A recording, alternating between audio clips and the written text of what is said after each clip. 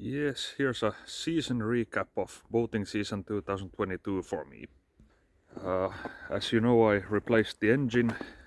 I got a new engine. I ordered it 2021 December 15th. I was scheduled to get it in April 2022, so around 5 months delivery time. Projected was 4 months, but anyway, I got it in July. Was it maybe 1st of July or something like that, and got it installed in a couple weeks. So I had roughly 26 about 27 hours on the engine. Everything has been working well. Well, let's go into the boat and have a look. I have it covered up with stuff at the moment, so see how clean it is after a few days. Put on the power so we can get some light into the boat. Yes, as you can see, the engine is clean and tidy. Everything is new. I have, as said, I think we have 26 point something hours on it. Let's go and have a look at the gauge cluster. Watch out for the scream, you guys with headphones.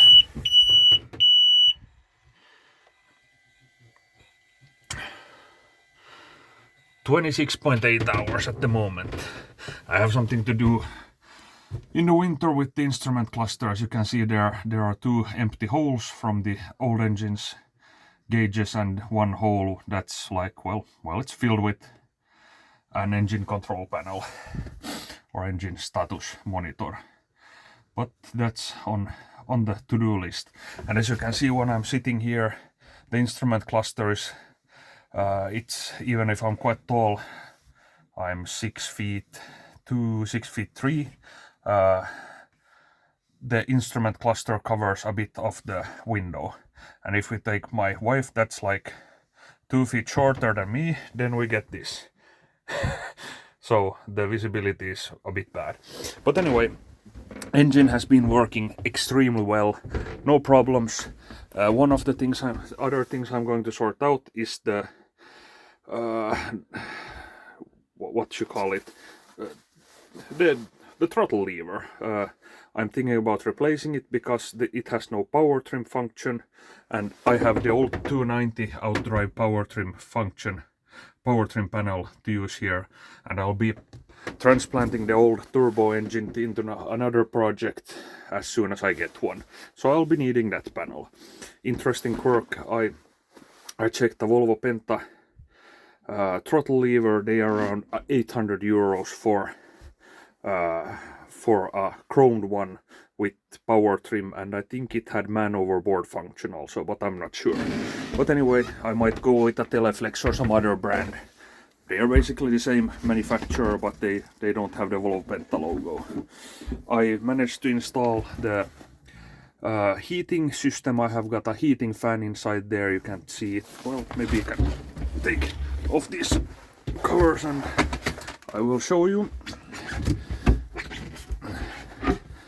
There's a fan, and there you can see the gray hoses for cabin heating while driving the boat. So it's like a normal system that you have in your car. Yeah, engine has been flawless, as said, nothing unexpected. There is some debris from the, you can see here while I light it up, you can see here there's some dust from the belt, but that's nothing weird. It's nothing much. It hasn't even like gone here into the wall of the engine compartment, so it's really clean. The old engine that I had, it was spraying all kinds of stuff everywhere, so that's like normal small problem, and I think that's normal. I winterized the engine. There's this hose connection. I connected I just connected a hose that I fed coolant through and ran the engine at idle for a few minutes. I ran like almost 6 liters of coolant through it so it's sucked up in the exhaust manifolds and all of the raw water system, so it should be winterized. Yes. I don't think there's much more to say here.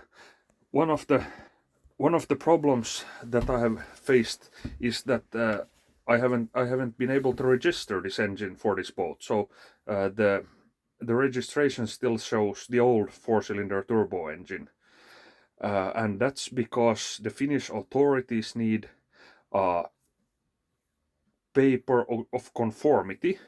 I got it with the engine, but it's in English, and the Finnish authorities require it in one of our native languages, so either Finnish or Swedish.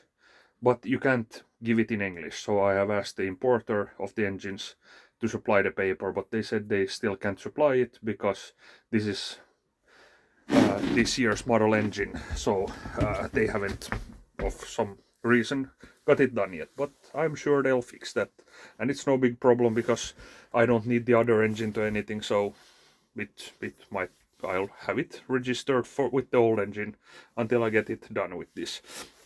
One interesting thing also is the sticker that you saw when I recorded the belt, or the dust from the belt. It says 321 kilowatts, so 430 horsepower, even if this is a 380 horsepower version. This engine is basically the same engine, 380 and 430 horsepower. The only difference, if I understood right, is the engine software, so nothing else, no hardware changes. Basically, this is the same engine as a Chevy L86 maybe, but without the active fuel management. I'm not sure about if this has or if this hasn't got active fuel management, but anyway, all these Gen 5 Volvo Penta engines, both the V6s of 4.3 liters and V8s of 5.3 and 6.2 liters, they are all Chevrolet engines, basically taken from a passenger car or a truck. This is basically a Silverado engine or a Cadillac Escalade engine that they just removed car parts, car exhaust manifolds, and replaced them with both exhaust manifolds, as you can see, and put on some both cooling bits. There's also an older 6-liter version of this engine with an iron block, and I assume it's the same engine as the older Silverado and Cadillac Escalades, and maybe some vans, maybe, is it called Chevrolet Express van? I think that has the same engine, but that engine was also available in 380 and 430 horsepower. But if I understood right, that engine is not direct injected as this, it's indirect injected. And a funny quirk, that as a boat model, that 6-liter, it says, at least on brochures, that it has got coolant cooled exhaust manifolds. These have, by the way, got a raw water cooled aluminium exhaust manifolds, but I'm not 100% sure about that.